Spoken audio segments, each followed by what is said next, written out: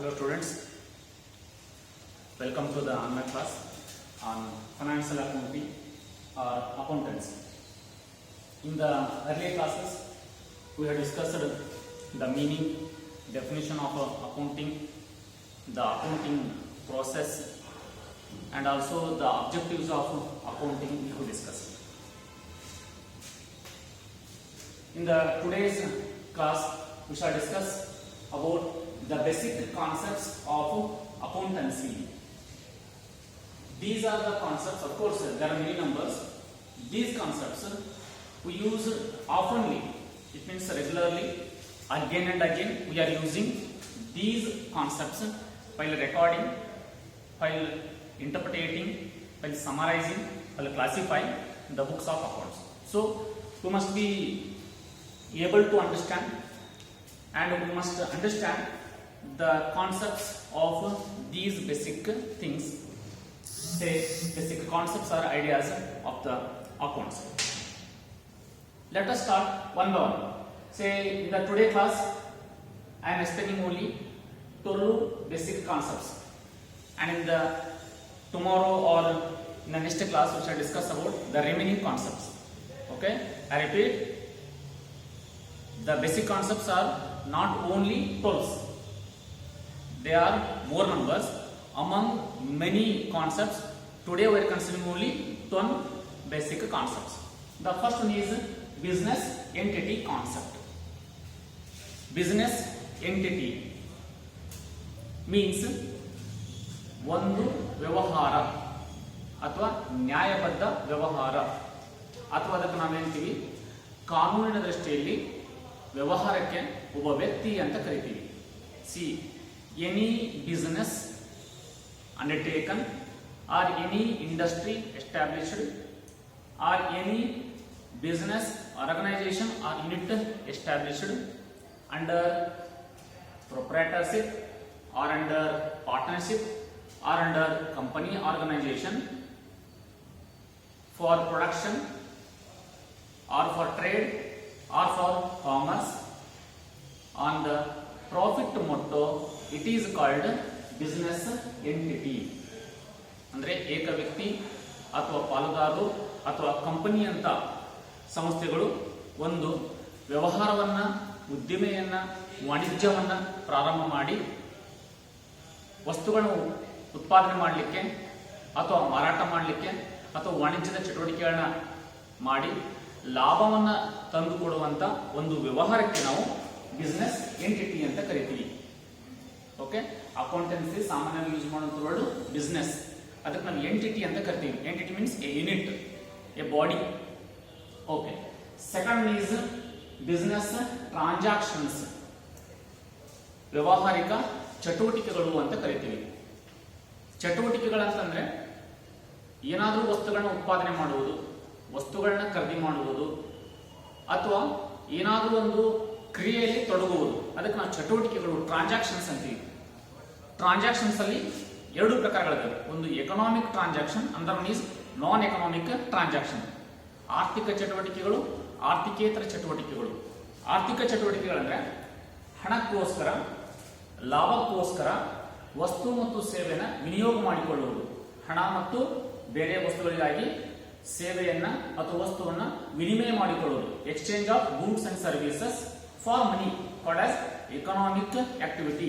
So here business transactions means exchange of goods, exchange of products, exchange of services, or for money, or for money's worth, or for barter system is called as business transactions. And another one is non-economic activities, ಆರ್ಥಿಕೇತರ ಚಟುವಟಿಕೆಗಳು. Exchange of goods and services for non-adequate consideration.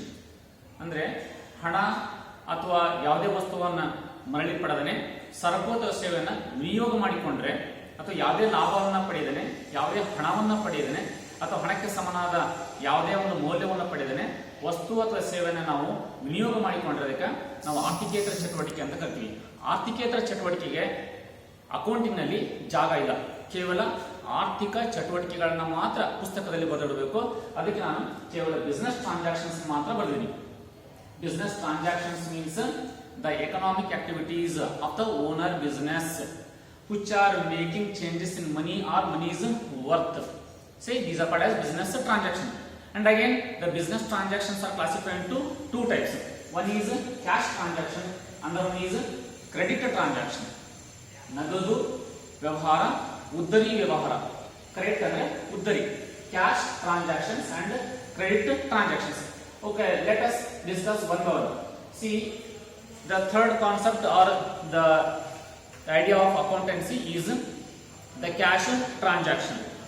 Cash transaction means when the business transactions are settled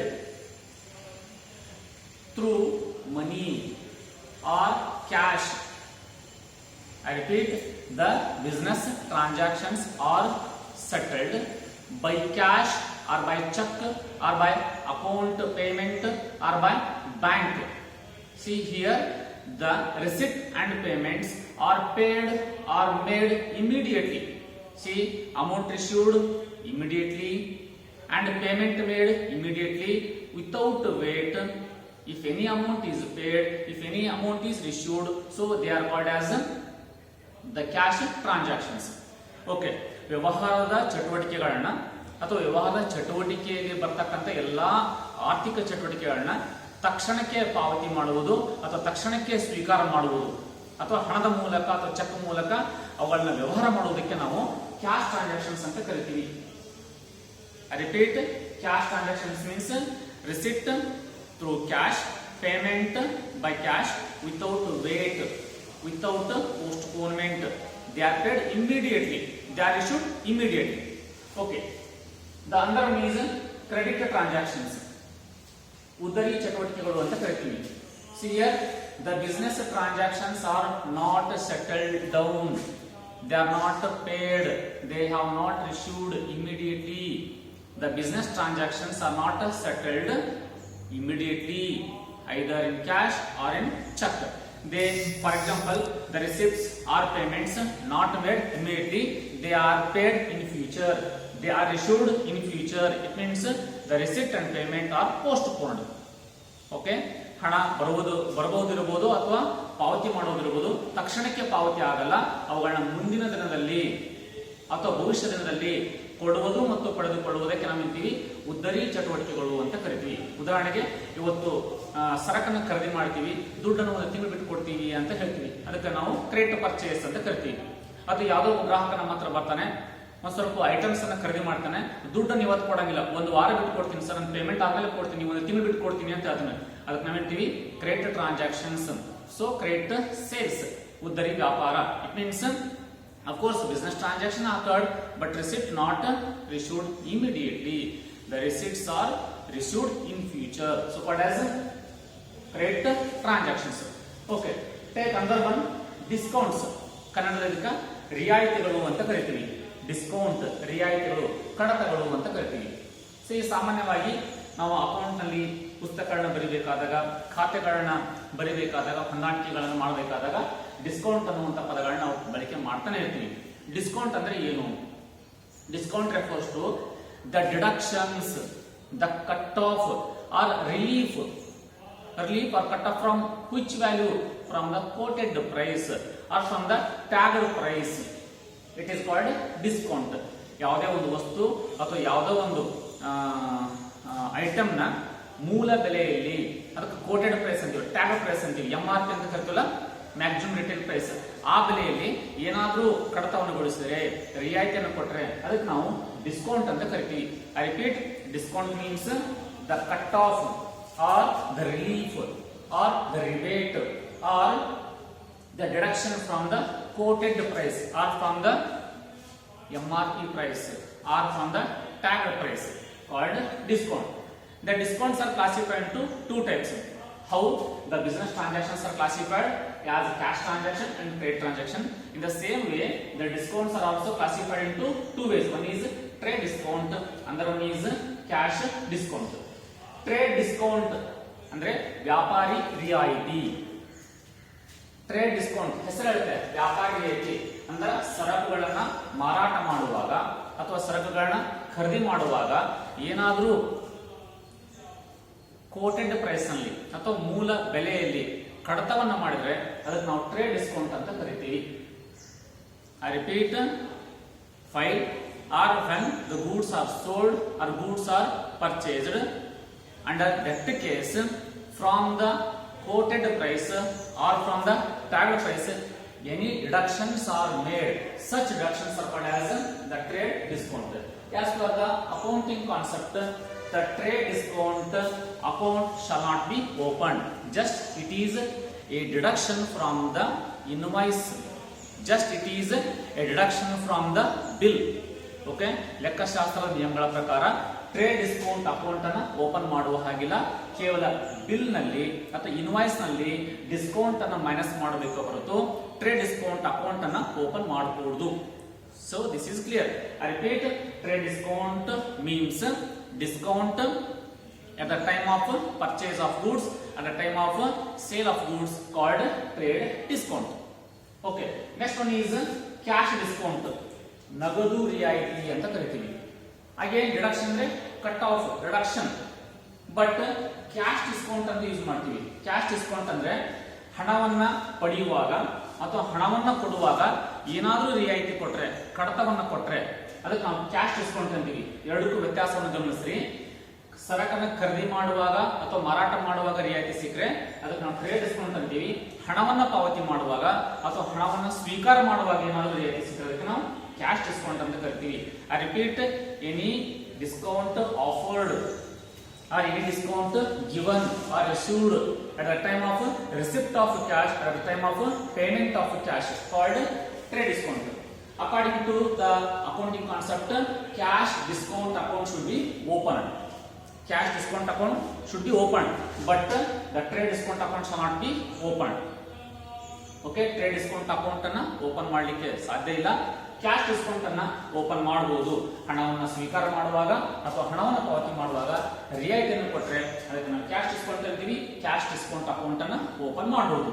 okay, next one is goods. Okay, ಸಾಮಾನ್ಯವಾಗಿ ನಾವು account ನಲ್ಲಿ ಈ ಪದಗಳನ್ನ ಬಳಕೆ ಮಾಡ್ತಾ ಇರ್ತೀವಿ. ಅದರ ಇಂಪಾರ್ಟೆಂಟ್ ಯಾವಂದ್ರೆ ಗೂಡ್ಸ್. ಗೂಡ್ಸ್ ಅಂದ್ರೆ ಸರಕುಗಳು, ಕನ್ನಡದಲ್ಲಿ ಸರಕುಗಳು ಅಂತ ಕರಿತೀವಿ. ಓಕೆ, ಗೂಡ್ಸ್ ಅಂದ್ರೆ ಯಾವುದೇ ಒಂದು ವ್ಯಾಪಾರಿ ಸಂಸ್ಥೆ ಯಾವುದಾದ್ರೂ ವಸ್ತುಗಳನ್ನ ಅಥವಾ ಸರಕುಗಳನ್ನ ಉತ್ಪಾದನೆ ಅಥವಾ ಖರೀದಿ ಮಾಡಿ ಅವುಗಳನ್ನ ಮರು ಮಾರಾಟ ಮಾಡುವ ಉದ್ದೇಶವನ್ನು ಹೊಂದಿದ್ದರೆ ಅಂತ ಉತ್ಪಾದನೆಗೊಂಡ ವಸ್ತುಗಳಿಗೆ ಅಥವಾ ಅಂತಹ ಖರೀದಿ ಮಾಡಿದ ವಸ್ತುಗಳಿಗೆ ನಾವು ಸರಕುಗಳು ಅಥವಾ ಗೂಡ್ಸ್ ಅಂತ ಕರಿತೀವಿ. Should understand very clearly. Goods means any items or any materials or any things either produced or purchased for what purpose? For resale purpose. Resale, maru marata. Purchased or produced. Purchased or produced for what purpose? For resale purpose. Okay, ಮರು ಮಾರಾಟ ಮಾಡುವ ಉದ್ದೇಶದಿಂದ ಸರಕುಗಳನ್ನ ಖರೀದಿ ಮಾಡಿದ್ರೆ ಅಥವಾ ಸರಕುಗಳನ್ನ ಉತ್ಪಾದನೆ ಮಾಡಿದ್ರೆ ಅದಕ್ಕೆ ನಾವು ಗೂಡ್ಸ್ ಅಂತ ಕರಿತೀವಿ. ಸರಕುಗಳು, ಸರಂಜಾಮುಗಳು ಅಂತ ಕರಿತೀವಿ. ಉದಾಹರಣೆಗೆ ನಾನು ಪುಸ್ತಕದ ವ್ಯಾಪಾರಿ. ನಾನು ಸ್ಟೇಷನರಿ ಅಂಗಡಿ ಇಟ್ಕೊಂಡಿದ್ದೀನಿ. ಪೆನ್ನು, ಪುಸ್ತಕ, ಪೇಪರು, ರಬ್ಬರು, ಇರೇಜರು, ಟೆಕ್ಸ್ಟ್ ಬುಕ್ ಅನ್ನ ನಾನು ವ್ಯಾಪಾರ ಮಾಡ್ತೀನಿ. ನಾನೇನಾದ್ರೂ ಬೆಂಗಳೂರಿಂದ ಅಥವಾ ಮಂಗಳೂರಿಂದ ಪುಸ್ತಕಗಳನ್ನ ಖರೀದಿ ಮಾಡಿದ್ರೆ, ಪೆನ್ಗಳನ್ನ ಖರೀದಿ ಮಾಡ್ಕೊಂಡ್ಬಂದ್ರೆ ನನಗೆ ಸರಕುಗಳು ಆಗ್ತವೆ, ಗೂಡ್ಸ್ ಆಗ್ತವೆ. ಯಾಕಂದ್ರೆ ನಾನು ಖರೀದಿ ಮಾಡಿದ ಉದ್ದೇಶ ಇದೆ, ಮಾರಾಟ ಮಾಡಬೇಕು ಅನ್ನೋ ಉದ್ದೇಶ ಇದೆ. ಸೊ ಹೀಗಾಗಿ ನಾನು ಖರೀದಿ ಮಾಡಿದಂತ ಪುಸ್ತಕ, ನಾನು ಖರೀದಿ ಮಾಡಿದಂತ ಪೆನ್ನು, ನಾನು ಖರೀದಿ ಮಾಡಿದಂತ ಬೇರೆ ಸ್ಟೇಷನರಿ ಐಟಮ್ಸ್ ನೊಂದಿಗೆ ಸರಕುಗಳಾಗಿ ಪರಿವರ್ತನೆ ಆಗುತ್ತೆ. Take for second example, say I am a dealer in TV, I am a dealer in home appliances. ನಾ ಟಿವಿ, ಫ್ರಿಜ್, ರೆಫ್ರಿಜರೇಟರ್ ಅಥವಾ ವಾಷಿಂಗ್ ಮಿಷಿನ್ ಮಾರಾಟ ಮಾಡುವಂತ ವ್ಯಾಪಾರಿ ಇದ್ದೀನಿ. ನಾನು ಬೆಂಗಳೂರಿಂದನೋ, ಹುಬ್ಬಳ್ಳಿಯಿಂದನೋ, ಹೈದರಾಬಾದಿಂದನೋ, ಚೆನ್ನೈಯಿಂದನೋ ಒಂದು 10 ಟಿವಿಗಳನ್ನ ಖರೀದಿ ಮಾಡ್ಕೊಂಡು ಬರ್ತೀನಿ. I have purchased 10 TVs either from Mumbai or from Chennai or from Hyderabad or from Bangalore. See, I have purchased 10 TVs. Say 10 TVs are to be considered as goods because I have purchased TVs for resale purpose. Say for example, I am a dealer in stationery items. ನಾನು notebook, ಪುಸ್ತಕಗಳನ್ನ ಮಾರಾಟ ಮಾಡುವಂತ ವ್ಯಾಪಾರಿ. If I have purchased 1 TV for customers or for my leisure time. ನನಗೆ ಬಿಡುವಿನ ವೇಳೆಯಲ್ಲಿ ನಾನು TV ನೋಡಬೇಕು ಅಥವಾ ಗ್ರಾಹಕರಿಗೆ ಬಂದಾಗ ಬೇಜಾರಾಗೋರು ಟಿವಿ ನೋಡಬೇಕು ಅಂತ ನನ್ನ ಅಂಗಡಿಗೆ ಒಂದು ಟಿವಿನ ಖರೀದಿ ಮಾಡ್ಕೊಂಡಿನಿ. Assume that I am a dealer in stationery items. ನಾನು ಸ್ಟೇಷನರಿ ವ್ಯಾಪಾರಿ. ನಾನು ಏನು ಟಿವಿ ಖರೀದಿ ಮಾಡಿದ್ರೆ that TV is not called, TV is not treated as goods. ನಾನು ಖರೀದಿ ಮಾಡಿದ ಟಿವಿ ಅದು ಸರಕಾಗಲ್ಲ. ಯಾಕಂದ್ರೆ ನಾನು ಖರೀದಿ ಮಾಡಿದಂತ ಉದ್ದೇಶ ಇದೆ ಸ್ವಂತ ಬಳಕೆಗಾಗಿದೆ ಅಥವಾ ವ್ಯವಹಾರಕ್ಕಾಗಿದೆ, ಮರು ಮಾರಾಟ ಉದ್ದೇಶ ಇಲ್ಲ. ಸೊ ಹೀಗಾಗಿ ನಾವು ಗೂಡ್ಸ್ ಅಂತ ಕರೀಬಹುದು. So this is clear. And the under means the asset.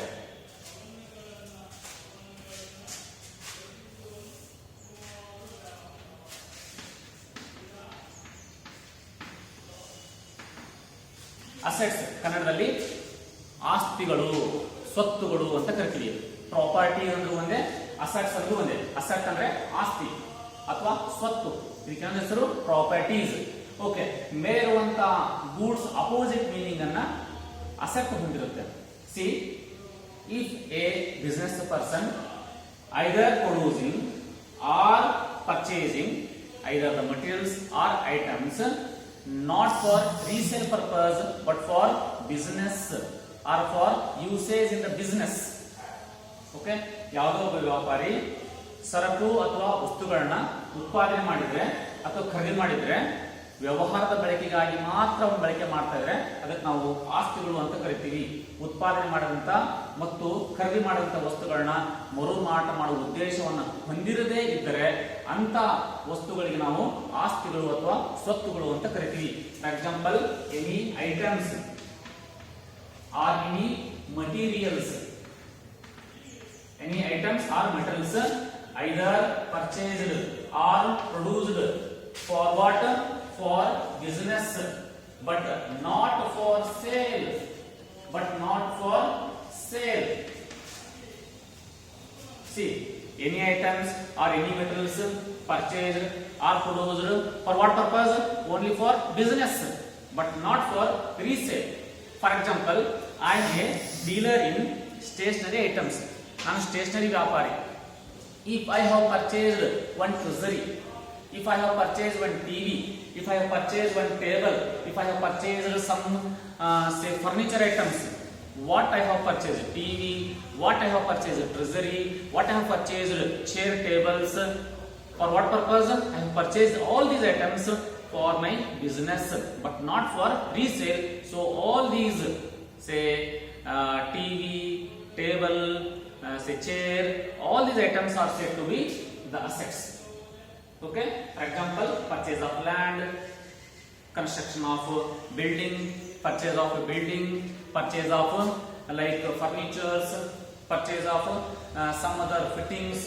So all these items are called assets. Okay, the asset meaning is exactly opposite to the goods. Here items are purchased for resale, here items are purchased not for resale. ಇಲ್ಲಿ ವಸ್ತುಗಳನ್ನ ಮರುಮಾರಾಟ ಮಾಡುವ ಉದ್ದೇಶಕ್ಕೆ ಖರೀದಿ ಮಾಡ್ತೀವಿ, ಅದಕ್ಕೆ ಸರಕುಗಳಂತೀವಿ. ಇಲ್ಲಿ ವಸ್ತುಗಳನ್ನ ಮರುಮಾರಾಟ ಮಾಡದ ಉದ್ದೇಶವನ್ನು ಹೊಂದಿರುತ್ತೆ. ಸೊ ಇಲ್ಲಿ ನಾವು ಅಸೆಟ್ ಅಂತ ಕರಿತೀವಿ. Okay, the next one is the purchases. Next one is purchase. ಖರೀದಿ ಖಾತೆ. ಪರ್ಚೇಸ್ ಅಂದ್ರೆ ಖರೀದಿ, ಖರೀದಿಯ ಖಾತೆ. ಪರ್ಚೇಸ್ ಅಕೌಂಟ್ ಯಾವಾಗ ಓಪನ್ ಮಾಡ್ತೀವಿ? ಪರ್ಚೇಸ್ ಅಂದ್ರೆ ಏನು? Okay, the meaning is very simple.